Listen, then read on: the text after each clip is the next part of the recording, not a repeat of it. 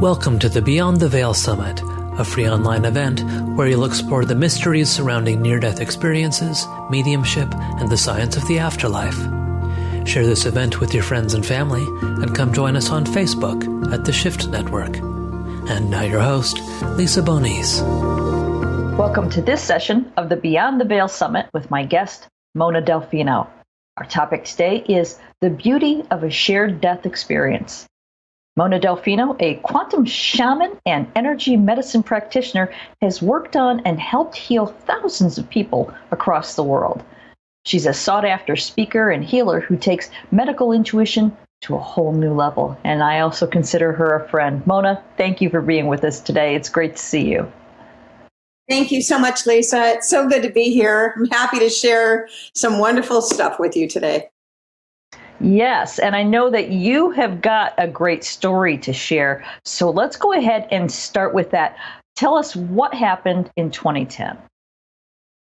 Wow. Okay. In 2010 was a really important year for me. I have been a medical intuitive healer for over 40 years now. And my work was good, but it wasn't like picking up. I was just continuing doing the same thing over and over. And then I saw on Facebook that there was this man who had come out and said, if you know any healers, I'm looking for a good one. And it kind of drew my attention, and I kind of paid attention. So I thought, well, let me go ahead and write him back. His name was Jay Harper. And John was a visionary and a scientist. He was 59 years old.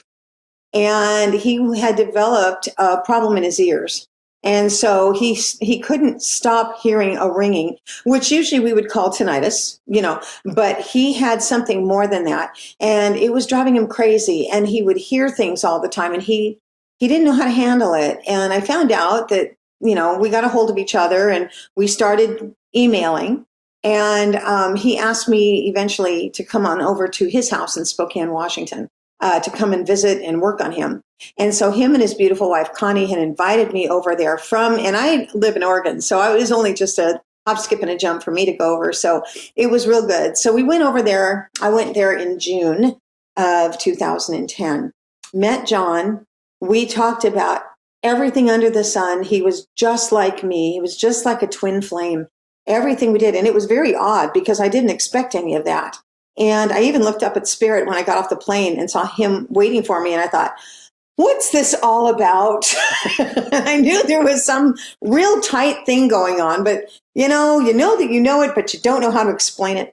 And anyway, it turned out that John and I began to discuss things that were way beyond what normal people in our sense of the word would talk about.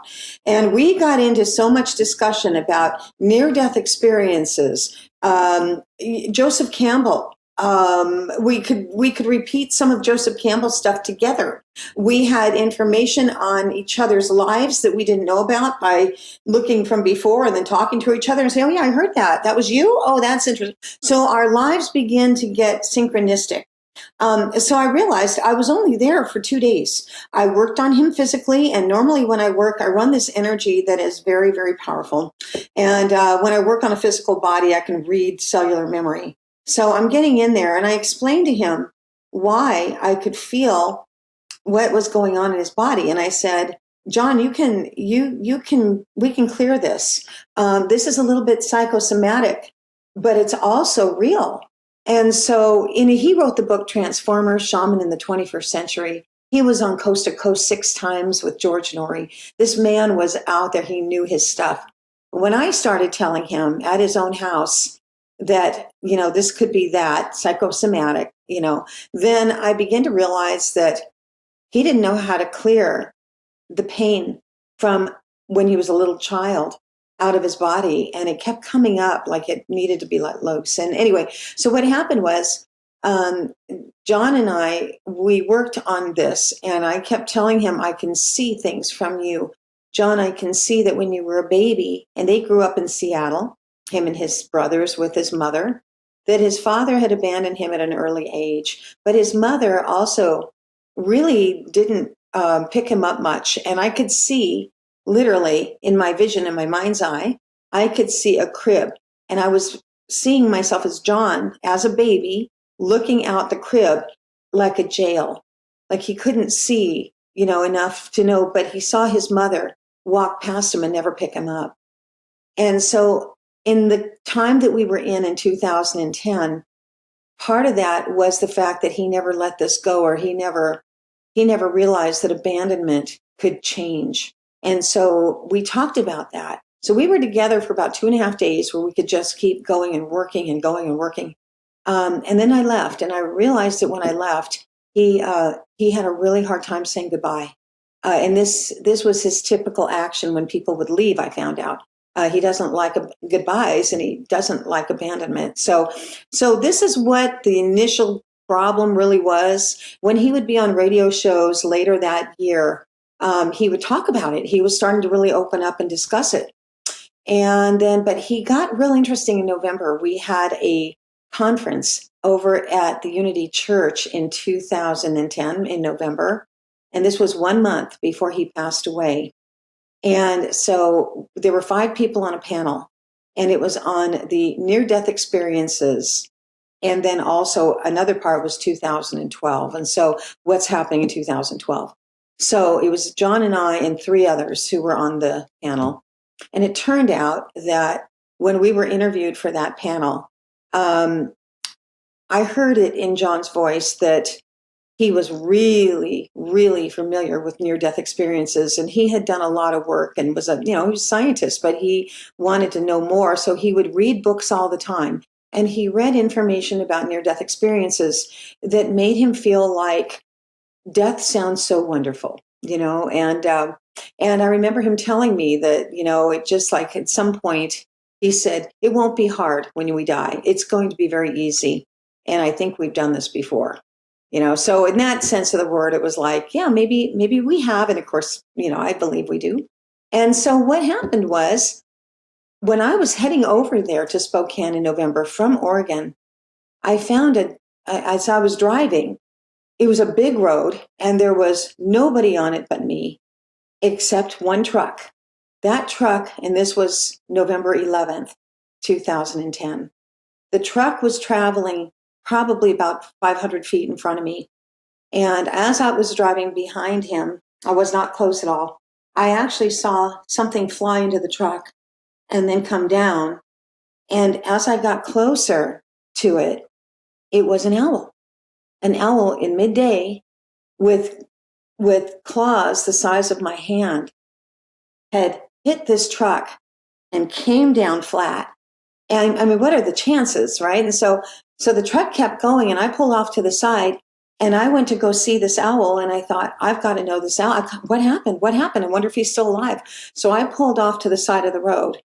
I went to go look at the owl, and the wing was hailing me. It was doing this number. So I went out and I picked up the owl and I put his wings. He was gone. There was no face, but his heart was still beating. So I put the owl's wings around my shoulders, and in the middle of the street, there's nobody coming. So I held him very closely and I rocked him. And I told this owl, he will not die in vain. I will take his spirit with me anywhere I go from this moment forward. So that was November 11th. When I got there to Spokane, before we had our panel, I didn't want to tell John that I found this owl. I didn't want to tell him, but I did pick up the owl and I had it in the back in a bag in my car. I didn't want him to know, because him and I had talked about the book that was called, I heard the owl call my name. And so I believe in that. I know that the totems talk to us. And so I had a feeling that maybe, I didn't know it would be John, but I knew that there was going to be somebody who was going to pass away in my life. And so I kept the owl so that I could do a ceremony when that time came. So what happened was, after we were done with the panel, I went back to Oregon, and it was only 3 weeks later. It was basically maybe 3.5 weeks. It was, December 15th, 2010, that he died. And we're still not sure if he died of a heart attack or if he just decided that he just slumped over his computer and died. what was interesting was that I was feeling it, and this is where we start with the shared death experience. We were very tight. We were very, very good friends, and we were getting ready to write a book together. We were also getting ready because he was the one that introduced Greg Braden and Bruce Lipton in Spokane, Washington at the Unity Church. John was the one who did that for them. And because they were all scientists and they all knew each other, so John introduced them, and there they are. They're still out there today. Thank God. So at that point, John and I had agreed that we were going to be business partners. And then this is how we got so close, Then anyway, so what happened was, it was probably around December 14th, around 1 o'clock in the afternoon. I started getting this weird feeling in my heart. And I couldn't figure out what it was. And it didn't feel like, I was a nurse and I know what heart attacks are. I know the symptoms of all of that. And it didn't feel like that. But it did feel like I was losing battery fluid in my heart. And it's the only way I can explain it. It was like I was feeling like I was becoming like I couldn't have any energy. And me, I'm like, wow, I'm always having energy, and I love everything.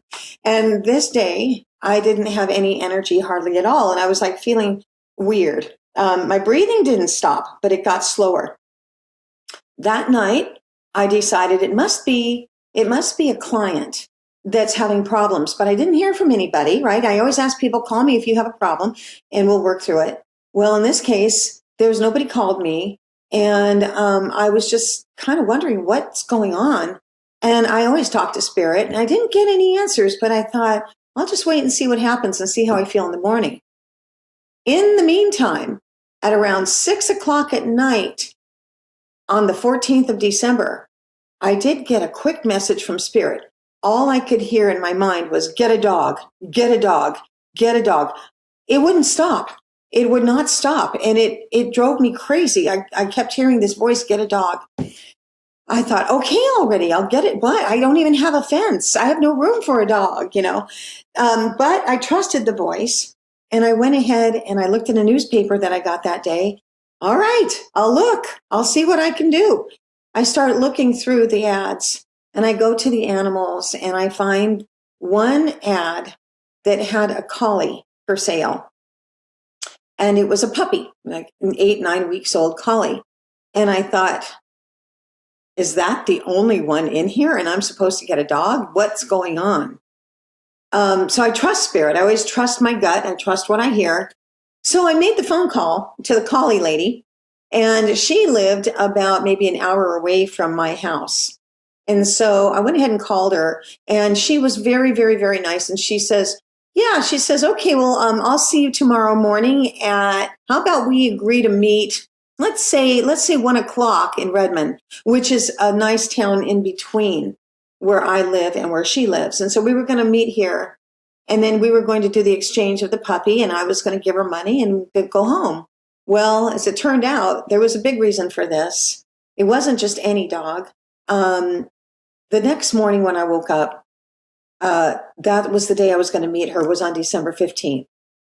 And so I woke up worse than I was the day before. My heart was really low with energy. I could not hardly breathe now. I knew that I wasn't supposed to go to a doctor or to a hospital. I knew this was a spiritual experience, but I was waiting for that next experience to happen. So then all of a sudden, I decided to call the lady. And I said, maybe I'm not supposed to get this dog. What have I done? What have I done? Maybe I don't need a puppy. What am I doing? And so I called her up in the morning and I said, you know what? I don't think I'm going to get a dog. I think I acted irrationally last night. I'm really sorry, but I don't think I'm going to come pick up the dog. And she says, oh, how come? And I said, I'm just not feeling right about it. That's all I told her. That lady said to me, well, Mona, what do you want? And I said, in a dog? She goes, yeah, what do you want? What kind of dog do you want? And I said, well, I suppose and then I started thinking about it. No one ever asked me that. So I said, well, I think I want a medium-sized dog and I want a dog that's 2 years old, 2 years old, maybe spayed. And I started to, ramble off some of the stuff that I wanted in a dog. And suddenly I knew that I said 7 things that I wanted in a dog. She goes, oh, she immediately says, you're describing my 2-year-old Siberian Husky. She was a rescue. She's 2 years old. Her name is Kita. Immediately when she said that and she said the dog's name, my heart went whoop. I started feeling better. I felt lighter. And I said, could you bring the Siberian Husky instead of the puppy? And she said, yes, all of my dogs are for sale. She goes, I'm going back to school and I need to sell. I have 5 of them. And I went, oh, all right, well, I'll take the Siberian Husky. So it was around 12:30 afternoon on December 15th that we decided to meet. We got together in a parking lot at a bank. I saw her car, and by this time I can't breathe. I'm having a real labored breathing, and it's still there. I can't seem to get my energy back up. So I knew it was something or someone. That I understood, So I opened the door to the car, and I said hi to her. She brings out Kita, and Kita's just standing there. And I noticed that Kita had one eye that was shot out. It looked like it was a blind eye. And the other one was purely blue and beautiful. And so I looked at her and I said, that's my dog. That's my dog. And so I said, let's put her in the car. And I can hardly talk to this lady at that time. She puts her in the car. She puts all this paraphernalia in. I go ahead and I pay her. I get back into the car. Kita is sitting in the passenger seat. I'm in the driver's seat. By then I look at her and I wondered, is it the dog that's having a heart problem? So as a medical intuitive healer, I feel everybody and I feel all those things that people go through. And so I turned around and said, maybe it's her. So I took my left hand, which is the receiving, and I went to go, and I was sitting behind the steering wheel, and I went to go touch her on the heart to see if it was her problem. And just at that moment, I fell over the steering wheel. Thank God I was parked and I didn't have the car running. I fell over the steering wheel and I died. I was taken out. And I ended up flying above my body. I could see everything below me. I could see the car. I could see Kita looking over. I could see myself laying down. I was way up. I could see all of the atmosphere around me. I could see the towns that were near me. I could see everything, the mountains. And it was like you're in an airplane, but maybe at 50,000 feet up, maybe a little higher. So I could kind of feel myself going, oh my God. But here was the part that I thought was really interesting. I recognized at that moment, there was no fear whatsoever. I had no fear. I didn't know I was going to go. And so at that point, I felt myself going, oh my God, this is ecstatic. This is just like John talked about. There's no effort in dying. It's incredible. And the feeling that I had was ecstasy. And I remember feeling ecstasy. I didn't see a white light. I didn't see a tunnel. I wasn't gone that long. I don't know if I had the time to see that, but I was gone for about 20 minutes. When I came back, I was put right back in that body and shoved right back. And I woke myself up from laying over in the steering wheel. I sat up and my dog was going, like, where have you been? Now I realize that it was the dog that brought me back. It was Kita that brought me back. Okay. Because when she started asking, like, where are you? Come on, start waking up, wake up. It was her energy that brought me back to my body. What I realized, I had no pain. I had no problems. I was breathing normally. I was back to normal when I came back to the body. And I thought, well, that was interesting. What an interesting thing. I died. Wow. And now I know what it felt like. And so it was really amazing. I didn't see anybody over on the other side. I didn't see John. I didn't see anybody. Of course, nobody knew John was going to die that day. It was 1:25 in the afternoon that I got to the bank to meet the lady with the dog. 1:25 in the afternoon. When I passed away, it was less than 5 minutes after that. It was a quick exchange. So it was near 1:30.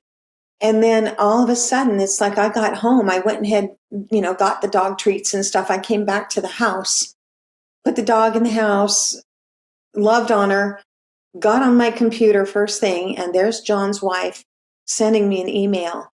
And it said in the subject compartment, John's gone. And this didn't make sense. I could not feel, what does this mean?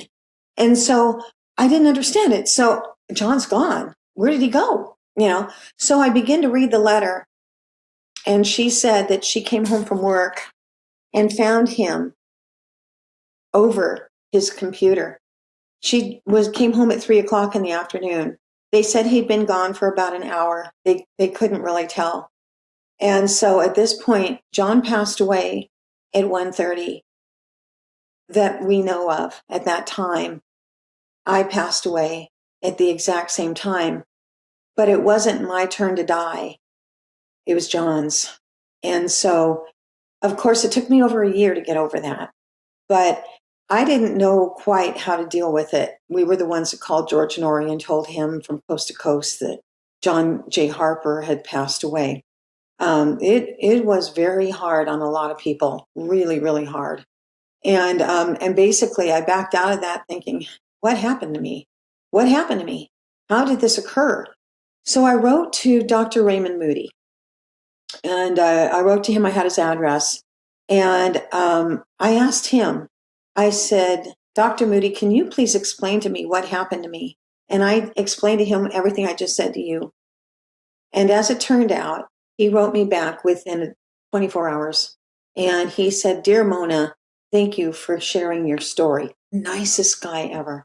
And he turned around and he said, what you had was a shared death experience. They are rare, like this. They don't happen that often. It's when two people actually understand their hearts. He said, I will tell you something that I don't know about you and John, but I would tell you that you and John are very, very connected, and that you came back to be able to do this together, like a kinship, like a 50-50 business partner. And sure enough, that's what we agreed to, was 50-50. When we were meeting, we were saying, okay, we're going to do everything together and it'll all be 50-50, And then Raymond Moody said that. And then what he did say in his letter is that because it's rare, he said, this is something that you will never, ever forget. Number one, it's been 10 years. It feels like yesterday. It's consciousness. And he says, you will never forget this, but you're also going to realize that you and John's heart are never going to be separate. And so when he said that, that's when it hit me that I have a partner on the other side. And that partner, John Jay Harper, has never left me. And so the beauty of working with this man, this wonderful spirit soul, is that when he wants to say something, if he feels it's important, I will ask him, because he never liked to interfere in anybody who passed over. He would be the first one on a radio show to say, I never ask anybody on the other side what they're doing or how to, communicate. He says, I find that to be very, very special with somebody. So I don't do that. But yet he did have somebody come to him who was a friend of his that he worked with when he was working for the Department of Defense many, many years ago in the 70s. And when that guy died, it was his friend. And he came back and visited him by his bedside when he was sleeping. And John actually saw him. And so John believed it, but he didn't know how to believe it. He was very conservative. And so he didn't know how to believe in that. So when we had this shared death experience, I found out that John does have an interest in, he loves us. He loves humanity. He always has. He had the most incredible heart to be able to share with anybody the information that he knew about the solar system. As far as I'm concerned, he knew about what the galactic center was about. He knew when the ecliptic arm of the galactic center collapsed in what we would say 2017, when something like this would happen, that our world would literally go through these kinds of changes we're going through right now. So him and I used to talk about this, and we were getting ready to share on stage, just like Greg Braden and Bruce Lipton had done. We were getting ready to do the same thing, and we were going to go out starting February 2011. And because we never did, he came to me one time. I remember hearing him saying, write a book. And then I remembered him saying out loud to me that I had 12 books inside of me. Mona, keep writing. The world needs you. And so he always was generous that way. He wanted us to write a book together, and he was going to have me put my name first rather than his. And I says, but John, you're the one that people know. And he says, oh no, they need to know who you are. They need to know what you're about. He said, I'll stand back and I'll be a part of it, but you're taking the lead. He said that to me in November 2010. He was gone 3.5 weeks later. So that's the story of my shared death experience that has changed my life, because it was shortly after that I wrote my first book called The Sacred Language of the Human Body. I didn't know where to put my information of the knowledge that I carried as a shaman. I didn't know where to put it as a medical intuitive healer. How do I tell people about that the body has a language, and that in that language is what the body's trying to tell you on a physical level? We're a conduit for our own higher self. So the higher self is trying to tell us through our physical body and the language of the body that there's something the matter. Maybe there's a blockage, or we're not thinking clearly, things like that. And so the body does have this language, and he knew I knew that. So I wrote the book, and I wrote it in Hawaii. And everything after that was because I had a partner on the other side who was helping me write it. So that is my story. And this behind me is the one and only picture that his wife Connie made of us. And so that's John Jay Harper. And so some of you might know who he is. He really was out and about. He was known throughout the United States and did a lot of radio shows all over the world. So I was very proud to call him my business partner. That's my story. Wow. Although I'm pretty sure that this is just the beginning of the story. Are you still in connection with him? Are you still working together? Yes, we are. Yes, we are. We're still working together. That's the beauty of my job. My job is sharing with the world what I get downloaded and what I know to be true, and my experiences like this and several others that I've had since I was a baby. And so I understand consciousness. I know what that means. I know what it means to tune in. I know what it means to feel somebody else's pain. In our world today, we're calling it empathic. It's much more than that. It's transference. And transference is more scientific. It means that we're transducers, as John would say. We are transducers, receivers, and givers of signals that are very spiritual. And when we listen, we can hear answers. But with the way that some of it is taught today, it's not necessarily how it's done. It's how we would like to think it's done. But when we really stop and think about it, it's very easy to tune in and connect. We just have to open our heart. Yeah, I'm glad that you mentioned that last line. We need to open our heart, because I really loved what Dr. Moody said to you about your heart being so incredibly connected with John's. So can you talk a little bit about that heart connection and how that enables the communication, not only while you're both still in physical, but now that he's on the other side? Now that he is on the other side, John's heart and my heart were very similar in the sense that we talked a lot about the same stuff. And we talked about heart math. We talked about Roland McCready and Howard Martin. And we talked about all of the things that we know about the heart. John was a scientist, and I am very, very attractive to science. Even though I am a shaman, the science is a fact. So you can talk about science and you can still talk about spirituality being one unit. You can't have one without the other because it works. Science is a fact, but so is spirituality. It comes in as a fact. Your heart is real. You breathe every day. That's a fact. See? And so it's little things. And then, so what happens is the heart generates the electromagnetic field around you. And if anybody has heard about the electromagnetic field taught by Heart Math and the Global Coherence Initiative, it basically is about 2.5, 3 feet outside of your body. And there are some people that would call that an aura. Okay. But in science, they call it an electromagnetic field.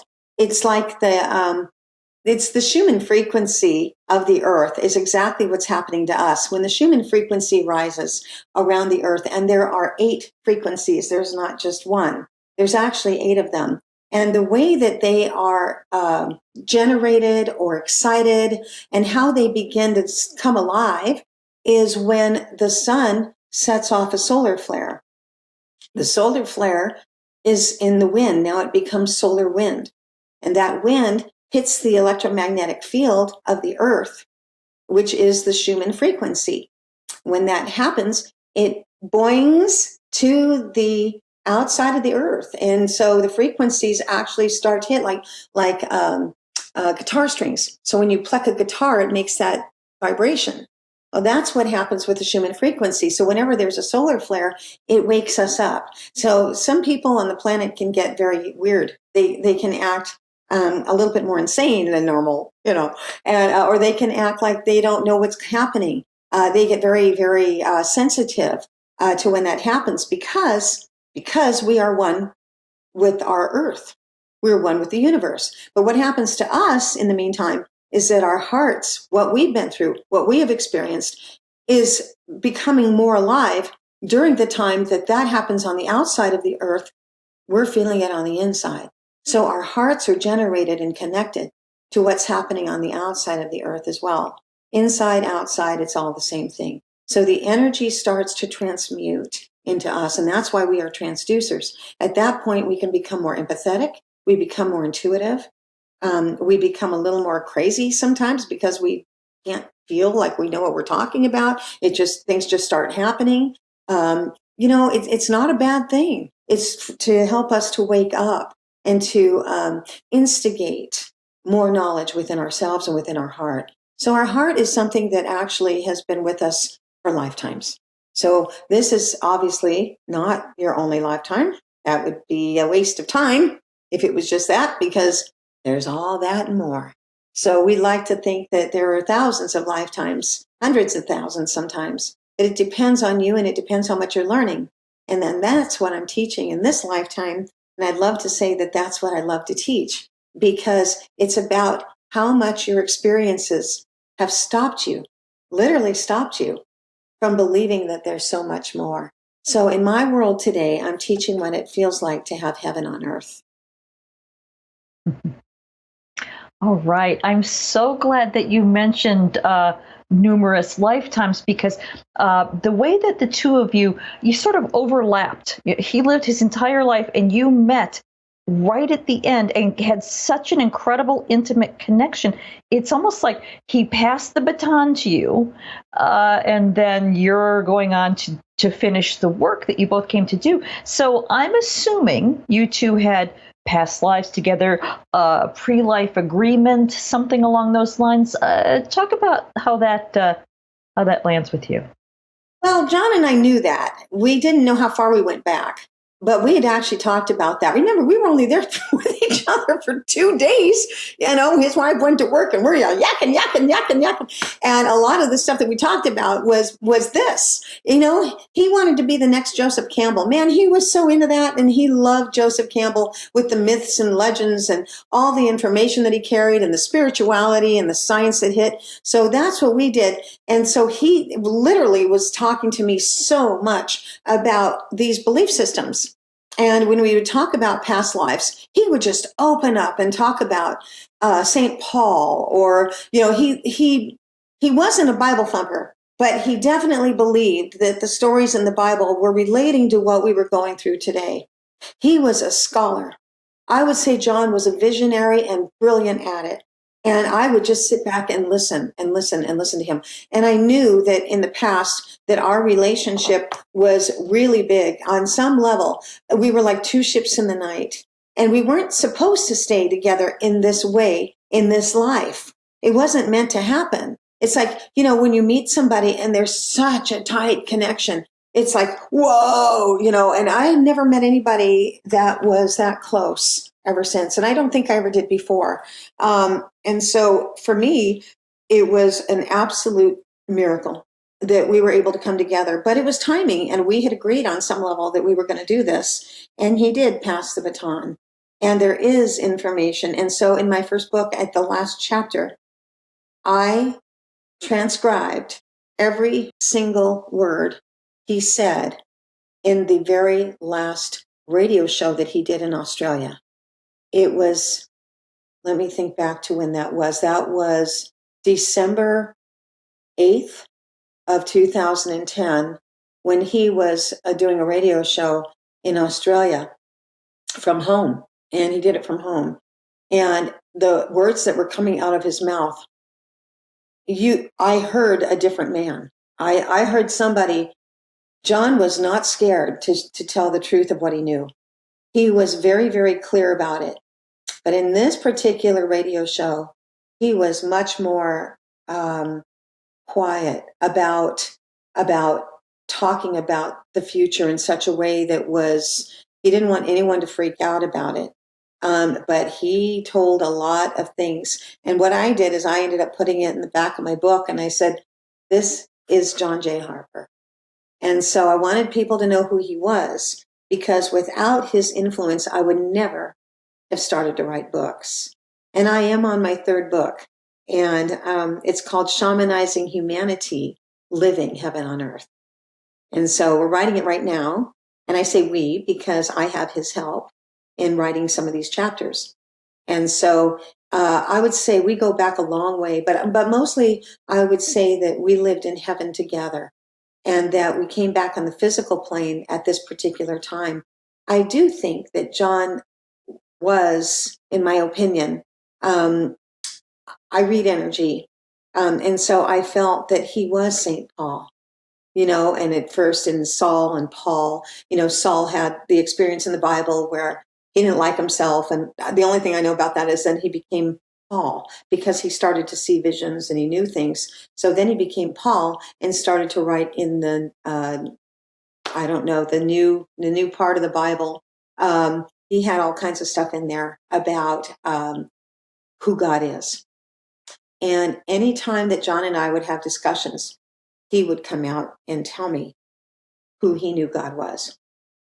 And it really hit me hard because as a shaman and a medical intuitive, and personally, just the love of life, I love life.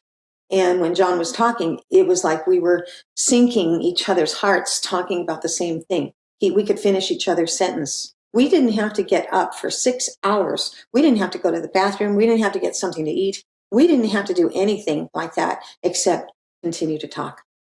And that doesn't happen too often. Right. Wow. That's just amazing. That I love this whole thing. Now, because this is the Beyond the Veil Summit, and you are still communicating with John beyond the veil, let's talk about what, in your experience, in your own words, how do you define the veil itself? The only difference that I can see is there's no physical body. However, the veil, I believe, is something that is what people call the veil. Okay, it doesn't mean there's really a veil. All it just means is that there's the spiritual side of life, and it becomes much more elaborate and involved when you're not here in the physical, because now you can truly live that. And so the veil would be more like, well, it's like Jonathan Edwards likes to talk about, the medium. He likes to say, well, look, if you're going to communicate with somebody on the other side, you got to meet them halfway. So in other words, and that's really what I do as well, because when somebody asks me questions about their loved ones, not that I claim or proclaim to be a medium, but it does happen. Sometimes they come to me before actually, and I have to tell them that their loved one is here in front of me. And I have to say, look, your grandfather's here and he's got something to say. And I can tell because I can feel it.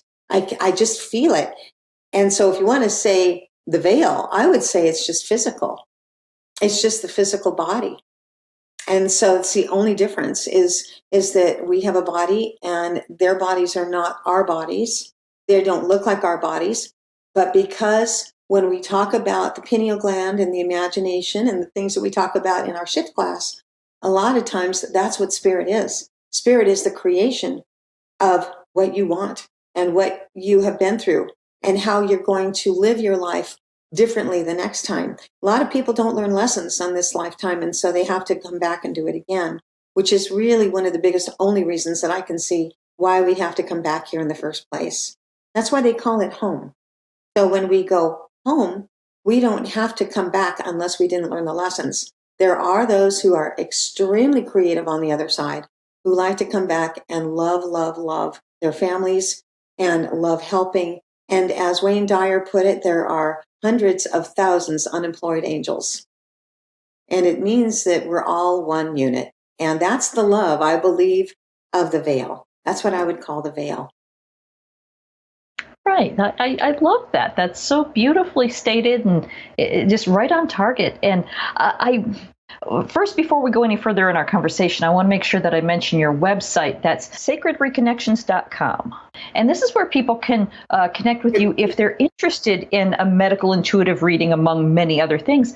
But I want to ask, while we're on the subject of you were just talking about reading people's energies, reading their bodies.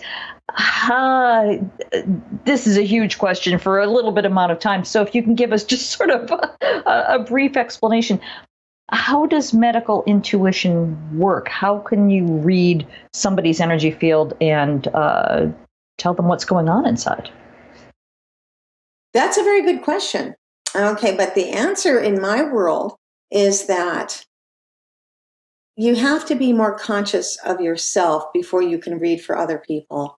You have to be more aware of what your decisions are, not somebody else's. You've got to give yourself a little more credit where credit's due, because you're the one making choices and decisions in your life. If you're with somebody you don't love, why are you with them? If you're in it for the lesson, learn the lesson. You know, it's like that. It's very simple. It's the movie Michael, Archangel Michael, you know, that movie with John Travolta. He was perfect about it, because he would have somebody come to him and say, yeah, I'm not really happy in my job, Michael. What do you go? Quit. And he quit, find a different job. You know, and he made it sound like life is so easy. You can do new things all the time. Why do you stay in the same rut?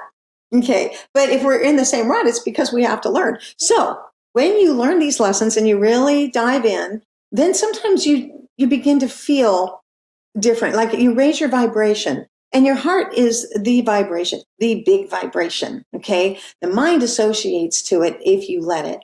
That's what meditation is. It's listening to the quality of things that you want to know, rather than thinking you know. You open up and become awestruck at what you can learn. And so learning is always going to be the best thing that we could ever ask for. Is our lessons are here to teach. We're not here to be doomed or to be ridiculed. We're here to learn, to teach, and then move on. And so I would basically say the way I do it is I just tune in. I have my little antenna up and I flip a switch. And when it comes right down to somebody telling me their name, I hear a vibration. I hear a lifetime in one name.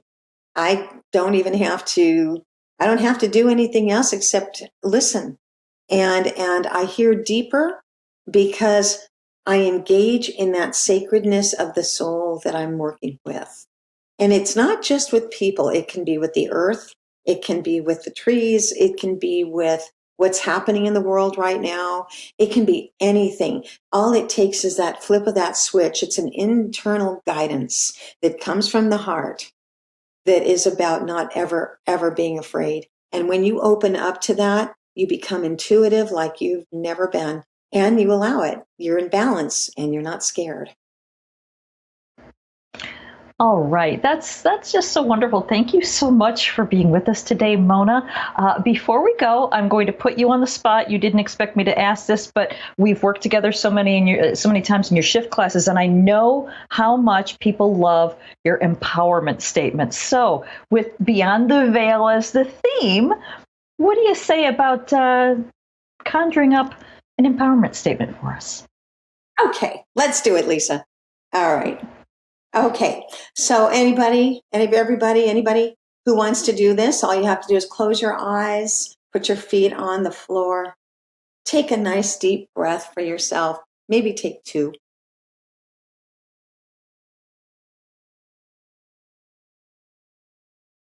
And now repeat after me. From this moment forward, I gain my knowledge of life through the acceptance of the spirit within me that has higher frequencies of vibration, and that I am willing to attune to. I open myself to the challenges that are before us and with us right now, in order to learn how I can become a vessel for the higher self. I give thanks for recognition. Thanks for being awestruck. Thank you to all the spirits that have given us the love that we have not been able to thank you for yet. We are grateful for introducing our new life to the world of change. In that manner, we know that we are creating heaven on earth in a unified field as the old goes away.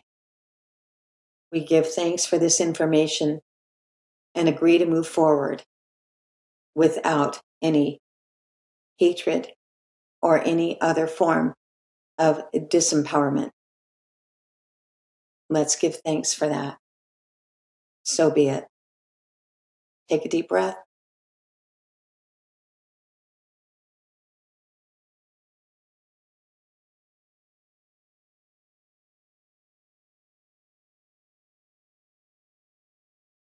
And as you can feel, your body starts to get lighter.